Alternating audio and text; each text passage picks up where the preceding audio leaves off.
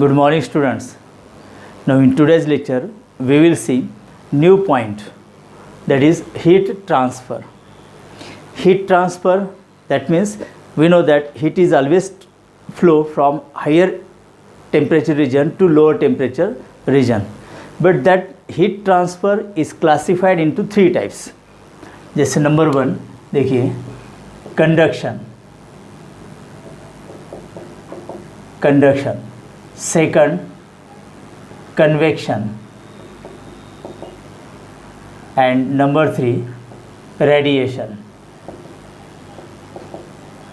These are three types of heat transfer or three different types of modes of heat transfer.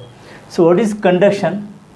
Conduction means what? The transfer of heat in which the particles of medium transfer heat energy from higher region to lower region without actual migration. This type of transfer of heat is known as conduction. Convection, that is the heat transfer, that is the mode of heat transfer in which the atoms, molecules or particles of medium transfer heat energy from hot region to cold region of the medium with actual migration. That is known as convection. Okay, and radiation is third type of mode of heat transfer in which there is no need of material medium. For example, conduction, convection requires material medium for their transfer of heat, but in radiation there is no need of material medium. For example देखिए कि जैसे heat transfer हो जाती है from sun surface to earth surface और दोनों के बीच vacuum है, तो वहाँ पर हीट कैसे ट्रांसफ़र होगी? Without material medium, in the form of electromagnetic waves. तो देखिए student, from sun surface to earth surface heat transfer होती है in the form of electromagnetic waves. So what is electromagnetic waves? The waves which do not require any material medium for their propagation. Such waves are known as electromagnetic waves. मतलब through radiation heat transfer हो जाती है in the form of electromagnetic waves. So these are three modes of heat transfer. देखिए first type conduction. Conduction में क्या होता है student? Consider a metal rod. Late this is metal rod. Okay, one end of the metal rod is held on the source of the heat, for example candle or gas burner, okay, from which heat is continuously absorbed by the metal rod. Okay, so we know that metal rod consists of molecules, atoms or tiny particles, and these tiny particles, molecules are closely arranged, and that's why it has definite shape. So these molecules are compactly arranged. अब इसमें क्या होता है? Suppose metal rod, one end of the metal rod is held near the heat source. तो यहाँ पर ये जो molecules होते हैं, they absorb heat energy. That heat energy get absorbed. Okay, heat energy absorb होने के बाद the molecules vibrate about the main position. Already it is vibrating, but by absorbing the heat energy, the magnitude of oscillation increases. सो यहाँ पर oscillation amplitude increase होता है, and if amplitude of oscillation increases it collide with neighbouring molecule and transfer heat energy to the neighbouring molecule. So इसलिए यहाँ पर क्या होगा कि each molecule starts vibrating with more amplitude, they continuously collide with neighbouring molecules and transfer heat energy. So in this way heat is transfer from hot end to cold end. Let this is hot end, ये hot end end this is cold end. तो इस तरह से यहाँ पर heat energy transfer होती है student. मतलब मॉलिक्यूल्स या atom of the metal rod they do not migrate, they do not move, but due to collision they transfer heat energy to the neighbouring molecules. तो इस तरह से ये मॉलिक्यूल्स क्या करते हैं कि हीट एब्जॉर्ब करते हैं, उनका एम्पलीट्यूड ऑफ ऑसिलेशन इंक्रीज होता है. During collision they transfer heat energy to the neighbouring molecule. In this way, the heat transfer from hot end to cold end without actual migration of these molecules. So this type of transfer of heat mode is known as conduction. This is conduction. Convection में क्या होता है student? देखिए कि वहाँ पर actual migration of molecules होता है. For example देखिए जैसे वाटर, अगर हम ग्लास बीकर के अंदर वाटर लेते हैं स्टूडेंट, तो and if at the bottom of the water beaker if heat is provided, तो वहाँ पर क्या होगा, water molecules which are at the bottom absorbs heat energy first, okay, और उनका जो एक्सपांशन होगा, the distance between the water molecules increases, और बॉटम पर जो वाटर मॉलिक्यूल्स है हीट एब्जॉर्ब करने के बाद उनकी डेंसिटी डिक्रीज होगी because of expansion. So lower density water move up होगा to the top and its place is taken by the cold water from the top. So इस तरह से यहाँ पर क्या होगा कि water molecules absorb heat energy, they move from bottom to top, मतलब from hot region towards the cold region, and cold water molecules moves from top to bottom. तो वहाँ पर एक्चुअल माइग्रेशन ऑफ मॉलिक्यूल्स होता है, मतलब जो molecules यहाँ पर हीट एब्जॉर्ब करता है, itself migrate, move from hot region to cold region and carry heat energy with itself. So यहाँ पर मॉलिक्यूल्स या पार्टिकल्स, एटम्स का एक्चुअल माइग्रेशन होता है, एक्चुअल मूवमेंट होता है. So this type of transfer of heat is known as convection. Okay, and third one is radiation. So radiation में क्या होता है कि heat transfer from hot region to cold region without material medium in the form of electromagnetic waves. अब तीनों का अगर comparison करते हैं, सबसे फास्टेस्ट प्रोसेस कौन से होगी हीट ट्रांसफ़र की, रेडिएशन, उसके बाद कन्वेक्शन, और सबसे स्लोएस्ट प्रोसेस कौन सी होगी स्टूडेंट, कंडक्शन. ओके, देखिए कंडक्शन में क्या होता है, मेटल रॉड में देखिए heat is absorb and after long time that heat transfer to the cold end. तो ये बहुत ही स्लोएस्ट प्रोसेस होती है. ओके, और कन्वेक्शन के अंदर क्या होगा, हीट एब्जॉर्ब करने के बाद molecules itself move from hot region to cold region. तो वहाँ पर कंडक्शन से ज़्यादा speedly transfer of heat energy होती है. एंड रेडिएशन में सबसे ज़्यादा, बिकॉज इलेक्ट्रोमैग्नेटिक वेव्स की जो स्पीड होती है 3 × 10⁸ मीटर पर सेकंड, ओके, उसी स्पीड से हीट भी रेडिएट हो जाती है. जैसे देखिए solar light comes from sun surface to earth surface. Solar radiation में जो इंफ्रारेड रीजन होता है student, that carries mostly heat energy. तो उसकी भी स्पीड कितनी होती है, उतनी जितनी स्पीड ऑफ इलेक्ट्रोमैग्नेटिक रेडिएशन होगी, 3 × 10⁸ metre per second. So radiation is the fastest heat mode of transfer. Now consider a metal rod. Late this is metal rod. ये मेटल रॉड है student, metal rod of length x, and one end of the metal rod is held inside a steam chamber. Now this is steam chamber denoted by S. This is steam chamber. Steam chamber मतलब देखिए from one end of the steam chamber steam is coming in. तो यहाँ पर steam मतलब 100 degree Celsius की water vapour होती है student, है ना, स्टीम मतलब water vapour. Okay, and passes through steam chamber and from the other and it leaves the steam chamber. तो यहाँ पर स्टीम अंदर आती है और यहाँ से स्टीम बाहर जाती है, मतलब there is continuous flow of steam, water vapour 100 degree Celsius water vapour का यहाँ पर कंटिन्यूस फ्लो होता है. मतलब one end of the metal rod is held at which temperature 100 degree Celsius, because from this steam that end of the metal rod is continuously absorb heat. यहाँ से continuously heat is absorbing by one end of the rod, so this is known as hot end. Okay, and compared to this end is at room temperature, that is 25 degree Celsius, so this is known as cold end. ये cold end है student. अब इसमें क्या होता है कि heat is continuously absorbed.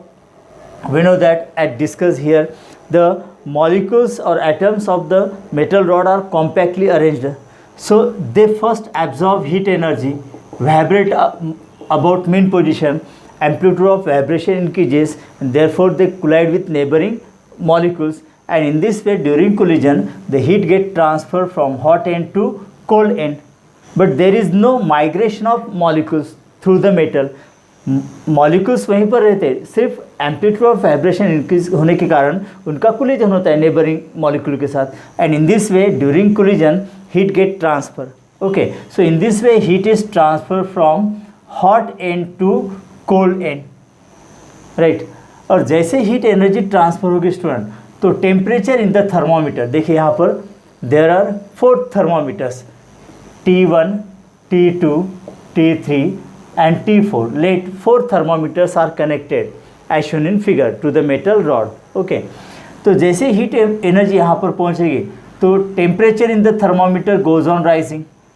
Okay, तो at room temperature suppose 25 degree Celsius, तो all thermometer shows initially how much temperature 25 degree Celsius. जैसे हीट एनर्जी इस रीजन से पास होगी स्टूडेंट, तो इसका टेम्परेचर इंक्रीज होगा 26, 27, 30, 35 इस तरह से।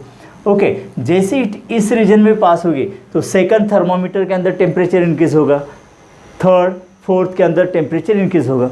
मतलब as heat energy passes from hot end to cold end, the molecules inside the metal rod also absorbs heat energy.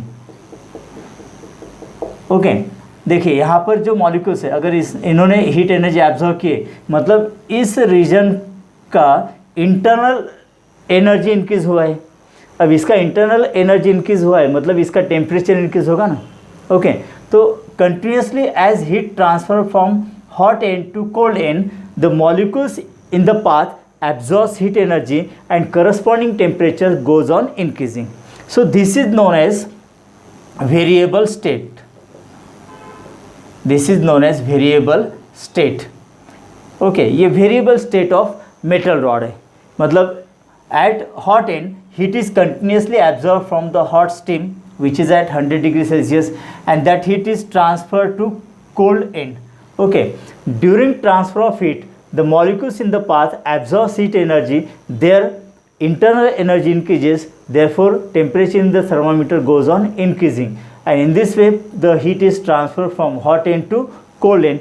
Okay, this is known as variable state. अब इसमें क्या होता है कि आफ्टर सफिशेंटली लॉन्ग टाइम, देखिए यहाँ इस reason में जितने भी मॉलिक्यूल्स हैं, ओके, ये हीट एनर्जी इनिशियली पहले एब्जॉर्ब करेंगे, बाद में फिर ट्रांसफ़र करेंगे towards the cold reason.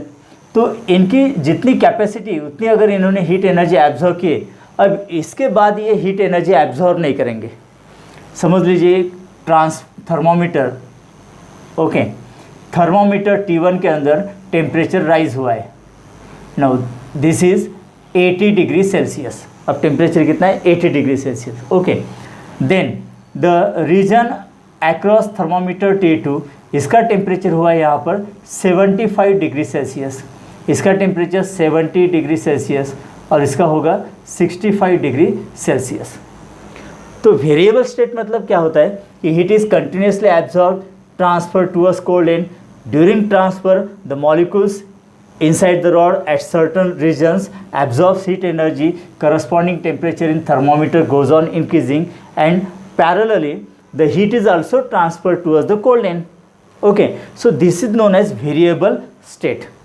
After sufficiently long time क्या होगा कि temperature in the thermometer T1 reaches to 80 degree Celsius for example. Okay, T2 thermometer के अंदर 75 डिग्री सेल्सियस, 70, 65, ये यहाँ पर टेम्परेचर मैक्सिमम लेवल पर पहुँच जाता है स्टूडेंट। ओके, देखिए यहाँ से हीट एनर्जी कंटिन्यूसली एब्जॉर्ब हो रही है।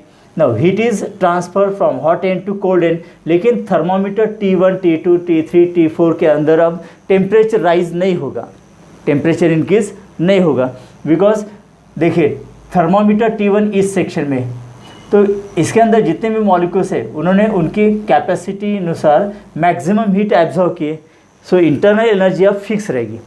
ओके, तो हीट इज़ एब्जॉर्ब, तो ये मॉलिक्यूल्स अब हीट एब्जॉर्ब नहीं करेंगे, they just conduct the heat energy. जितनी हीट एनर्जी इधर से आएगी उतनी हीट एनर्जी ट्रांसफ़र हो जाएगी। तो इसका मतलब क्या होगा स्टूडेंट कि अब यहाँ पर हीट एनर्जी एब्जॉर्ब नहीं होगी, हीट एनर्जी जस्ट कंडक्ट होगी, because the molecules in the certain regions throughout the metal rod no absorbs heat energy up to their maximum limit. Okay, तो टेम्परेचर यहाँ पर फिक्स रहेंगे 80, 75, 70, 65 एट्सेट्रा फॉर एग्जाम्पल। ओके, तो heat absorb is totally conducted, not absorb by the molecules. मतलब यहाँ पर जितनी भी हीट एनर्जी एब्जॉर्ब होगी it is totally conducted towards the cold end. No heat is absorbed by molecules because अब temperature यहाँ पर कांस्टेंट है, टेम्परेचर कांस्टेंट है मतलब इंटरनल एनर्जी अब फिक्स हो गई, मैक्सिमम लेवल तक पहुँच गए. अब हीट एब्जॉर्प्शन नहीं होगा मॉलिक्यूल्स द्वारा, जस्ट हीट कंडक्शन होगा. Okay, so this is known as steady state. This is known as steady state. मतलब स्टेडी स्टेट में क्या होगा कि heat absorb from the hot end is just conducted through the metal rod towards the cold end. No heat is absorb by the molecules, just conduction. मतलब इसका ये हुआ कि सपोज यहाँ पर second 100 joule heat energy absorb होती है, ऐसा मान लेते हैं हम कि 1 सेकंड के अंदर यहाँ पर 100 जूल हीट एनर्जी एब्जॉर्ब हो रही. ओके, तो यहाँ पर कोल्ड एंड के पास कितनी हीट एनर्जी यहाँ पर लीव होगी टू द एटमॉस्फेयर? 100 जूल पर सेकंड. मतलब यहाँ पर जितनी हीट एनर्जी एब्जॉर्ब होगी total is conducted and total is release to the atmosphere. तो यहाँ पर सिर्फ कंडक्शन ऑफ हीट एनर्जी होगा. Okay, no absorption taken place by the molecules. So this state is known as steady state. तो steady state पर मुझे बताइए student, अब थर्मामीटर के अंदर टेम्परेचर राइज होगा क्या? नहीं होगा. स्टेडी स्टेट कंडीशन में सिर्फ कंडक्शन ऑफ हीट एनर्जी होगी through the metal rod, there is no absorption. Okay, तो अब ऐसी कंडीशन में देखिए, मतलब in steady state condition. Okay, steady state condition में क्या होता है स्टूडेंट? देखिए स्टूडेंट, एक बात यहाँ पर इम्पॉर्टेंट. ओके, कौन सी बात यहाँ पर कि this metal rod is insulated. ये मेटल रॉड पूरी तरह से यहाँ पर इंसुलेटेड होता है, ये ऐसा इंसुलेटेड होता है स्टूडेंट, पूरा metal rod. Okay, so that the heat is not radiated और ट्रांसफर्ड टू द एटमॉस्फेयर. तो पूरी तरह से ये मेटल रॉड यहाँ पर इंसुलेटेड होता है, मतलब यहाँ पर हीट एनर्जी अंदर आएगी और यहीं से from the other and heat energy कहाँ पर जाएगी? एटमॉस्फेयर में जाएगी. तो बाकी का पोर्शन यहाँ पर इंसुलेटेड होता है. Okay, it is experimentally also found that the temperature, देखिए थर्मोमीटर के अंदर टेम्परेचर फॉलिंग है ना, 80, 75, 70, 65. Temperature is falling edge distance increases from the hot and, या फिर सोर्स ऑफ हीट से अगर टेम्परेचर इंक्रीज होता है तो टेम्परेचर फॉल होगा यहाँ पर. So this is known as temperature gradient. Suppose यहाँ पर 2 पॉइंट हम कंसिडर करते हैं. यहाँ पर देखिए ये C पॉइंट और ये D पॉइंट है. ओके, दोनों के बीच डिस्टेंस है सपोज डेल्टा x. ओके, और C पॉइंट पर देखिए टेम्परेचर कितना है? 75. D पॉइंट पर टेम्परेचर है 70. तो इनके बीच डेल्टा थीटा मतलब चेंज इन टेम्परेचर कितना हुआ है? 75 minus 70 that is 5 degree Celsius. Okay, अगर ये डिस्टेंस यहाँ पर है स्टूडेंट फॉर एग्जांपल 1 सेंटीमीटर, तो 1 सेंटीमीटर के अंदर टेम्परेचर डिफरेंस कितना हो रहा है? 5 degree Celsius. So this is known as temperature gradient. So what is temperature gradient? Temperature gradient is equal to delta theta by delta x. मतलब temperature gradient is defined as the fall in temperature per unit distance. Okay, temperature gradient is defined as the change in temperature per unit distance. देखिए जैसे distance increase होगा from the hot and, तो यहाँ पर temperature fall है ना यहाँ पर, तो that is the temperature gradient. मतलब fall in temperature with respect to distance. देखिए जैसे डिस्टेंस इंक्रीज होगा टेम्परेचर फॉल है. ओके, सो टेम्परेचर ग्रेडियंट यहाँ पर निगेटिव होता है. So this is negative. Negative sign indicate that as distance increases there is fall in temperature. Okay. Now student, experimentally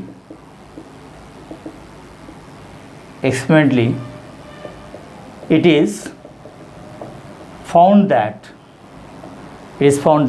the amount of heat, suppose amount of heat conducted through the rod at steady state, let this is Q. Okay, Q amount of heat is conducted through the rod. देखिए amount of heat मतलब Q conducted through the rod in steady state condition is directly proportional to the cross sectional area. देखिए इस rod का cross sectional area हम मान लेते हैं A, cross sectional area A, okay. Then it is directly proportional to temperature gradient, मतलब delta theta by delta x. इसका सिर्फ मैग्नीट्यूड हम यहाँ पर लेंगे student, delta theta by delta x. मतलब देखिए जैसे हमने यहाँ पर पॉइंट सी और डी कंसिडर किया था, तो इनके बीच डिस्टेंस कितना होगा डी डेल्टा एक्स, और दोनों के बीच टेम्परेचर डिफरेंस कितना हो रहा है यहाँ पर डेल्टा थीटा।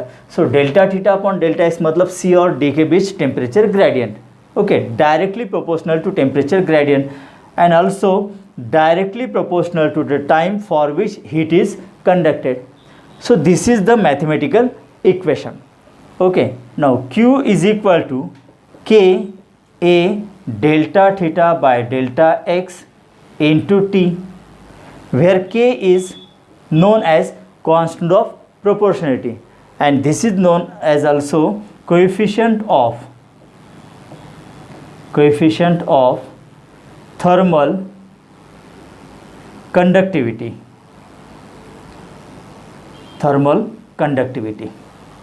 ओके। देखिए थर्मल कंडक्टिविटी के लिए फॉर्मूला क्या होगा यहाँ पर, K is equal to Q divided by A into delta theta by delta X into T. तो A delta theta by delta X into T, ये सारे टर्म्स यहाँ पर डिनोमिनेटर में आ जाएंगे। So this is the equation, let this is equation number 1, this is equation number 2।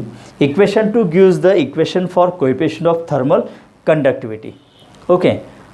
देखिए coefficient of thermal conductivity की डेफिनेशन हम यहाँ से क्या कर सकते हैं student, amount of heat conducted through the metal rod per unit time, per unit cross sectional area of metal rod, per unit temperature gradient, ये इसकी डेफिनेशन स्टूडेंट। देखिए टेम्परेचर ग्रेडियंट यहाँ पर इसका SI यूनिट क्या होगा स्टूडेंट, देखिए kelvin per metre, okay, या फिर degree Celsius per metre, change in temperature degree Celsius, और डिस्टेंस कितना हो गया यहाँ पर metre, degree Celsius per metre या फिर kelvin per metre, okay. No coefficient of thermal conductivity का SI यूनिट आप लिख सकते हैं ना हम, देखिए यहाँ पर लिखेंगे SI unit of coefficient of thermal conductivity that is K, okay, is, देखिए from this formula heat amount मतलब जूल पर यूनिट एरिया मतलब metre square, okay, into delta theta by delta x, यहाँ पर delta theta by delta x, okay, kelvin per metre, और T मतलब time second. तो 1 metre देखिए यहाँ पर स्क्वायर के साथ कैंसिल होगा, तो ये SI यूनिट क्या होगा फिर joule per metre kelvin second, और joule per metre degree Celsius second, kelvin या फिर डिग्री सेल्सियस हम लिख सकते हैं, या फिर इसका यूनिट देखिए और क्या होगा, जूल पर सेकंड मतलब वैट, तो ये होगा वैट पर मीटर डिग्री सेल्सियस, या फिर वैट पर मीटर केल्विन, है ना। तो ये यहाँ पर SI यूनिट होंगे coefficient of thermal conductivity, okay student. Now देखिए स्टूडेंट, अब यहाँ पर ये जो मेटल रॉड है उसकी लेंथ हमने कितनी कंसिडर की है, x, मतलब हॉट एंड और कोल्ड एंड के बीच डिस्टेंस कितना है, x है, ओके। हॉट एंड पर टेम्परेचर हम कंसिडर करेंगे T1 और कोल्ड एंड पर टेम्परेचर हम कंसिडर करेंगे T2। तो अब पूरे मेटल रॉड की अगर बात करते हैं हम, okay, for whole metal rod, okay, जो हीट एनर्जी ट्रांसफर होगी from hot end to cold end that is Q is equal to coefficient of thermal conductivity K, okay. उसके बाद इसका cross section area A into, अब delta theta जैसे हमने C और D point के बीच लिया था, अब hot and cold end, okay, इनके बीच डेल्टा थीटा लेना है। तो हॉट एंड पर टेम्परेचर है T1, कोल्ड एंड पर टेम्परेचर है T2। अब हॉट एंड और cold and, suppose cold and पर टेम्परेचर है यहाँ पर 25 डिग्री सेल्सियस। ओके, यहाँ पर लिखा है 25 डिग्री सेल्सियस और T1 टेम्परेचर कितना है 100 डिग्री सेल्सियस। तो दोनों के बीच डिफरेंस कितना होगा फिर, डेल्टा थीटा 75 डिग्री सेल्सियस। तो T1 minus T2, T1 minus T2, ये होगा temperature difference between hot end and cold end. Okay, और दोनों के बीच डिस्टेंस कितना होगा, it is equal to length of the rod, that is x into time t। तो फ्रॉम इक्वेशन 1 हम ये इक्वेशन पूरे रॉड के लिए अप्लाई कर सकते हैं ना।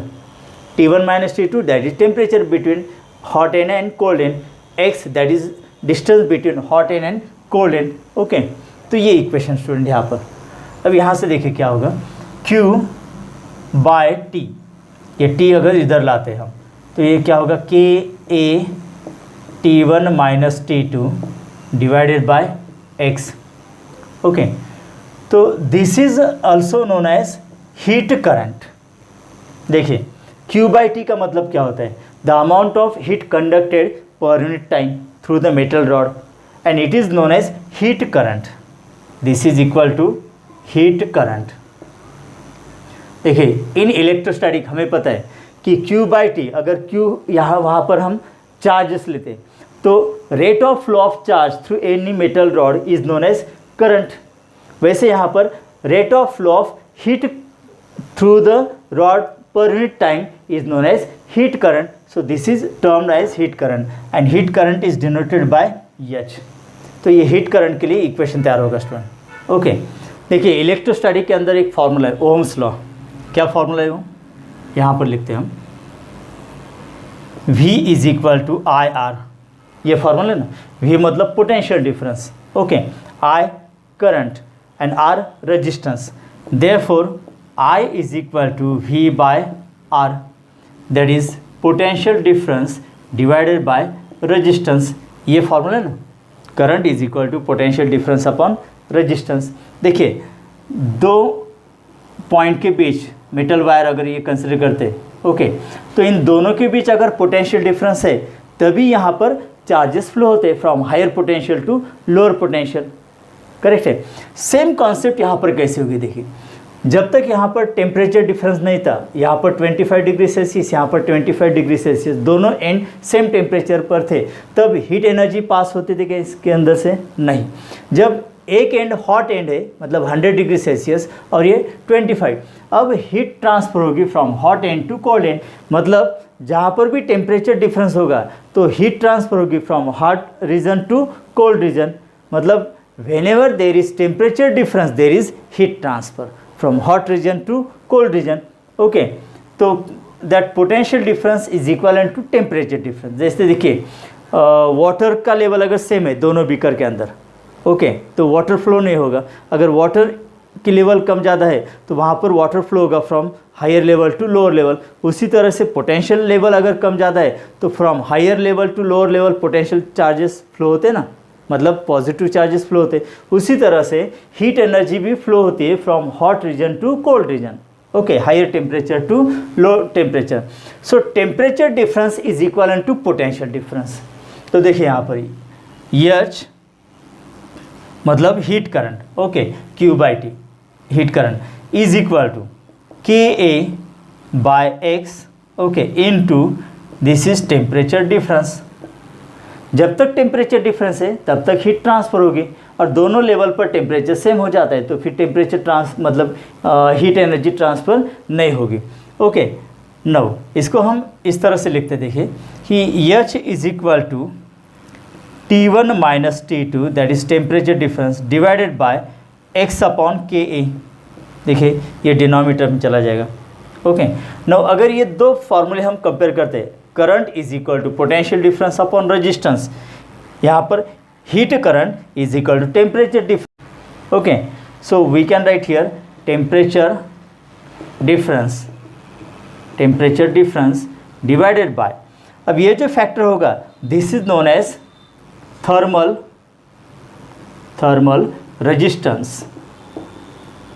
रेजिस्टेंस। फिर से देखिए इन इलेक्ट्रोस्टैटिक करंट फ्लो कब होगा, जब दो पॉइंट के बीच वायर अगर हम कनेक्ट करते हैं, मेटालिक वायर, और दो पॉइंट के बीच पोटेंशियल डिफरेंस है, तभी चार्जेस फ्लो हो जाते हैं ना। तो ये पोटेंशियल डिफरेंस अपॉन रेजिस्टेंस, ये फॉर्मूला है ना। वैसे यहाँ पर हीट करंट के लिए Q/T मतलब heat current, okay, is equal to temperature difference मतलब T1 माइनस T2, ओके। और ये डिनोमीटर में लिखेंगे इस तरह से x अपॉन Ka। तो heat current is equal to temperature difference. जब पोटेंशियल डिफरेंस होगा तब करंट होगा, इलेक्ट्रिक करंट होगा। जब टेम्परेचर डिफरेंस होगा तब हीट करंट होगा, ओके। तो T1 minus T2 that represent temperature difference. बाकी जो बचे वाली टर्म्स है दैट रिप्रेजेंट्स थर्मल रेजिस्टेंस। तो ये thermal resistance, okay. Thermal resistance is the property of this metal rod या material which opposes the flow of heat current. That is heat को यहाँ पर फ्लो करने से जो प्रॉपर्टी ऑफ मटेरियल अपोज करते हैं that is known as thermal resistance, okay. तो देखिए फॉर्मूला कैसे लिखेंगे हम इसको, H is equal to T1 minus T2, okay, divided by R, और TH यहाँ पर सफिक्स लिखेंगे। TH का मतलब थर्मल मतलब heat energy, okay. Thermal resistance इसलिए RTH ऐसे लिखा है मैंने। तो ये दोनों इक्वेशन सेम हो गए ना। Electric current, heat current, potential difference, temperature difference, resistance, thermal resistance, okay. तो अगर ये दो फॉर्मूलेस कंपेयर करते हैं स्टूडेंट्स हम, तो थर्मल रेजिस्टेंस के लिए फॉर्मूला क्या होगा फिर, थर्मल रेजिस्टेंस के लिए फॉर्मूला होगा that is RTH is equal to, इसके जगह पर हमने RTH लिखा है ना, x upon Ka, right student. और एक फार्मूला, मतलब ये फार्मूला तो यहाँ पर क्लियर हो गया। Thermal resistance is equal to x मतलब length of metal rod, K मतलब थर्मल कंडक्टिविटी, ओके, और A cross section area of the metal rod. Now देखिए अब यहाँ पर x अपॉन Ka के लिए फार्मूला क्या होगा, x अपॉन Ka के लिए, ओके। तो x इधर आएगा, K डिनोमीटर, तो T1 minus T2 temperature difference divided bye Q/T। तो ये एक और फार्मूला हमें थर्मल रेजिस्टेंस के लिए मिलता है। तो थर्मल रेजिस्टेंस के लिए दो फार्मूलेज है, x अपॉन Ka और T1 minus T2 upon Q/T, that is delta theta divided by H, मतलब temperature difference upon current that gives thermal resistance, okay.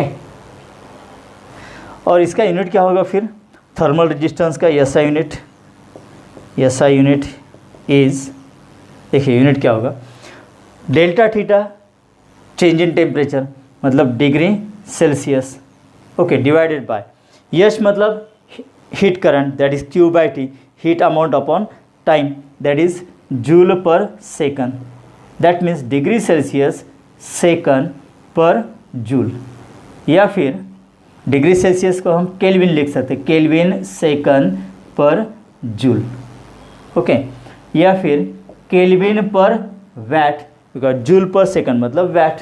तो यहाँ पर ये थर्मल रेजिस्टेंस के यूनिट्स होंगे स्टूडेंट, ओके।